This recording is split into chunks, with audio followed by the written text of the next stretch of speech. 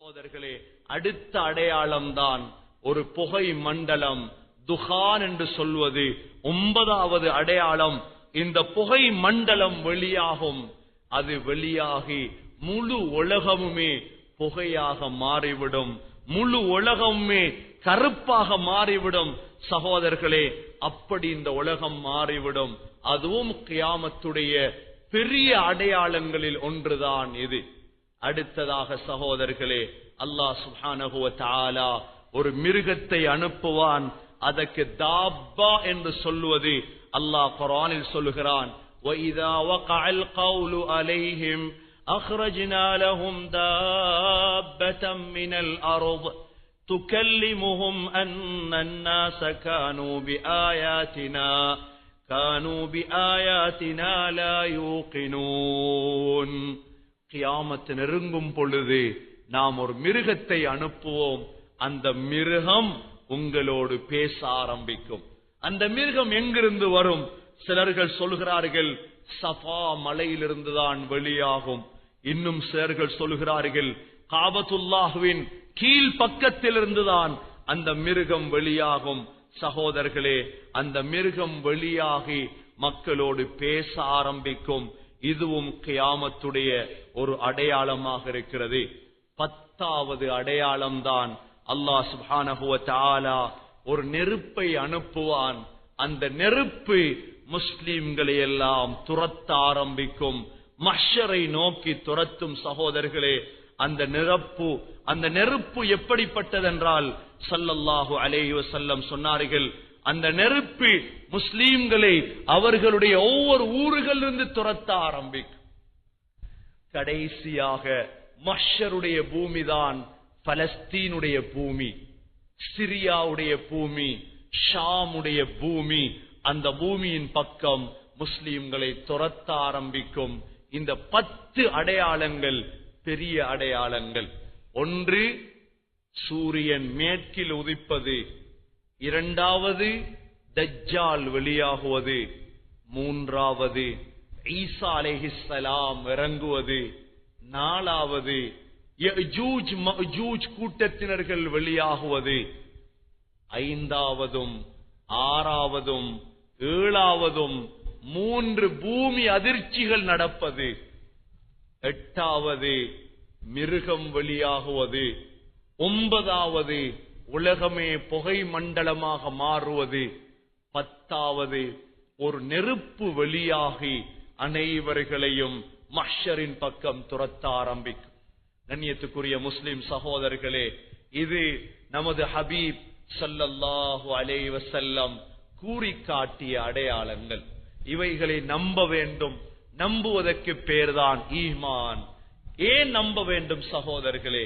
இவைகளை நம்பி நமது செயல்களை மாற்ற வேண்டும். பாவத்தில் இருப்பவர்கள் தௌபா செய்ய வேண்டும். கியாமத் நடப்பதற்கு முன்னால் தன்னை தான் மாற்றிக் கொள்வதற்கு முயற்சி செய்ய வேண்டும். மிக முக்கியமாக முஸ்லிம் வாலிபர்கள், முஸ்லிம் பெண்கள். கண்ணியத்துக்குரிய சகோதரர்களே, எவ்வாறு ஸல்லல்லாஹு அலைஹி வஸல்லம் சொன்ன ஒவ்வொன்றும் நடந்து கொண்டிருக்கிறதோ, அவர்கள் சொன்ன ஒவ்வொன்றும் நடக்கக்கூடியது. சகோதரர்களே, உலகத்திலும் நடக்கும், ஆகிரத்திலும் நடக்கும். ஸல்லல்லாஹு அலைஹி வஸல்லம் என்னென்னெல்லாம் சொன்னார்களோ அவைகள் நிச்சயமாக நடக்கும். அவைகளை நம்ப வேண்டும் சகோதரர்களே. நம்பி உண்மையான முஸ்லிம்களாக, இஸ்லாத்தின் உறுதி உள்ளவர்களாக நாம் ஒவ்வொருவரும் மாற வேண்டும்.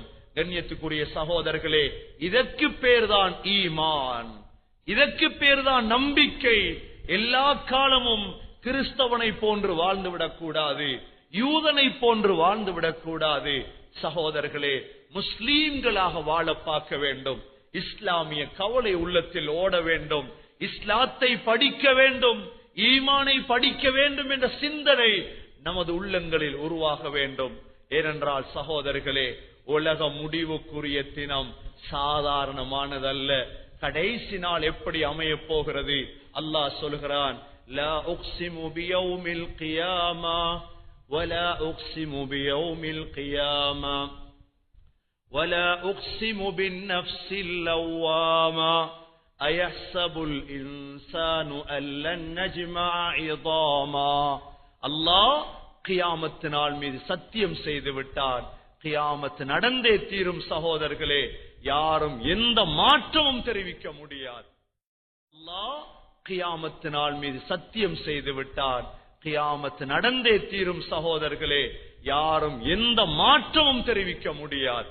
அந்த கியாமத், இந்த அடையாளங்கள் எல்லாம் நடந்ததற்கு பிறகு என்ன நடக்கும் சகோதரர்களே?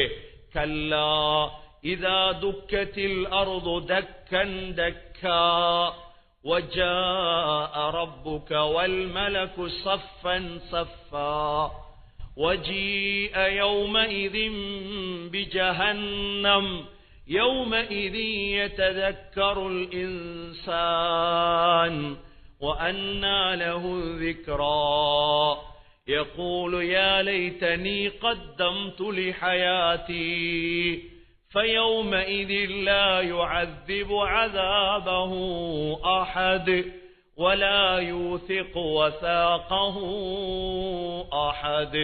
அல்லாஹ் தெளிவாக சொல்லிவிட்டான். சூரா ஃபஜ்ர் குர்ஆன் எடுத்து பிரட்டி பாருங்க சகோதரர்களே. அல்லாஹ் சொல்கிறான், கல்லா இதா துக்கத்தில் அர்து தக்கன் தக்கா. இந்த பூமி அப்படியே உசும்ப ஆரம்பிக்கும்.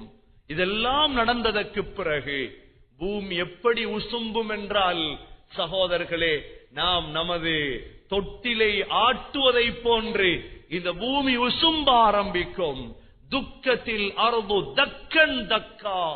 பூமி உசும்பியதோடு பூமிக்குள் இருக்கும் ஜனாசாக்களை எல்லாம் வெளியே அள்ளி போடும். சகோதரர்களே, பூமிக்குள் எதுவும் இருக்காது. எல்லோரும் உயிர் பெற்று வந்து விடுவார்கள். பூமியில் இருக்கும் அனைத்து கட்டிடங்கள், வீடுகள் அனைத்தும், மாளிகைகள் மண்ணோடு மண்ணாக மாறிவிடும். சம தரையாக உலகம் இருக்கும். சகோதரர்களே, இரண்டாவது அடையாளம் வஜாஅ ரப்புக் வல் மலகு ஸஃபன் ஸஃபா. அல்லாஹ்வுடைய கட்டளை வரும். அல்லாஹ்வுடைய கட்டளை வரும். உடனே மலக்குகள் எல்லாம் சஃப் சஃப்பாக நின்று விடுவார்கள். ஜிப்ரீல் அலைஹிஸ்ஸலாம் கூட சஃப்புக்கு வந்து விடுவார். யௌம யகூமுர் ரூஹு வல் மலாயிகத்து ஸஃபா லா யதகல்லமூன இல்லா மன் அஸின லஹுர் ரஹ்மான் வகால ஸவாபா. ஜிப்ரீல் அலைஹிஸ்ஸலாம் கூட சஃப்புக்கு வந்து விடுவார். எல்லா மலக்குகளும் சஃப்பில் அணிவகுத்து நிற்பார்கள். யாருக்கும் எதுவும் பேச முடியாது. அல்லாஹ் கோபமடைந்திருப்பான் அந்த நாளில். சகோதரர்களே, அடுத்த அடையாளமாக வஜாஅ ரப்புக வல் மலகு ஸஃபன் ஸஃபா. மூன்றாவது அடையாளம் வஜீஅ யௌமஇதின் பிஜஹன்னம். சகோதரர்களே, நரகத்தை கொண்டு வரப்படும். முழு உலக மனிதர்கள் நாமெல்லாம் நிற்போம்.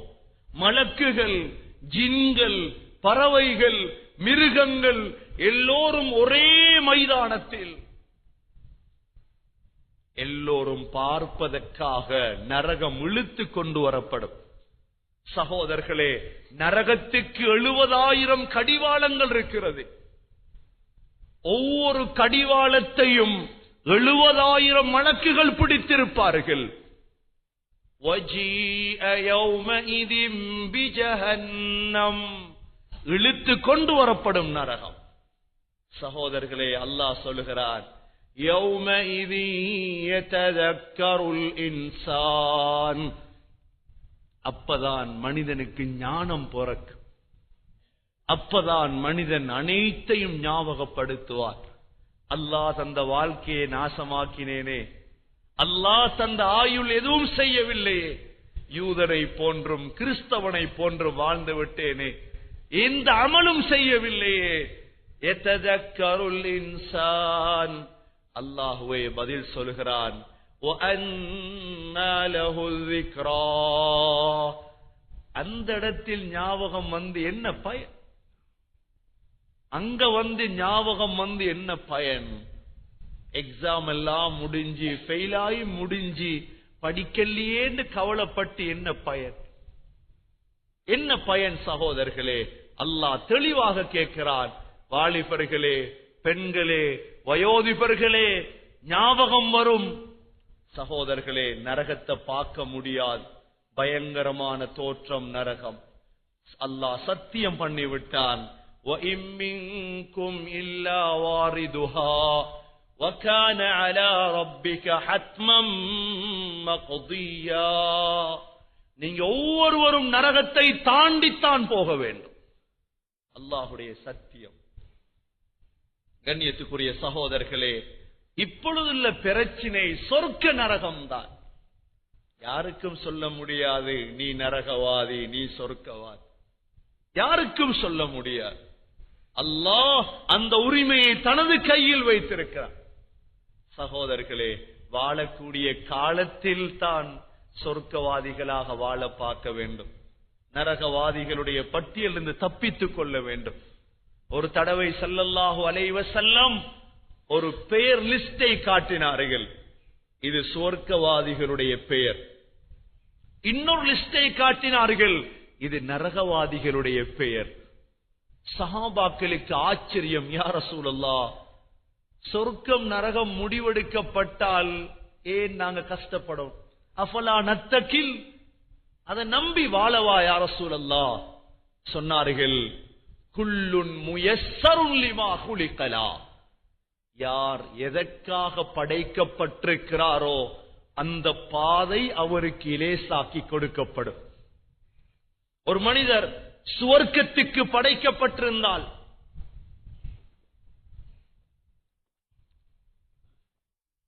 சுவர்க்கத்துடைய பாதை இலேசாக்கி கொடுக்கப்படும்.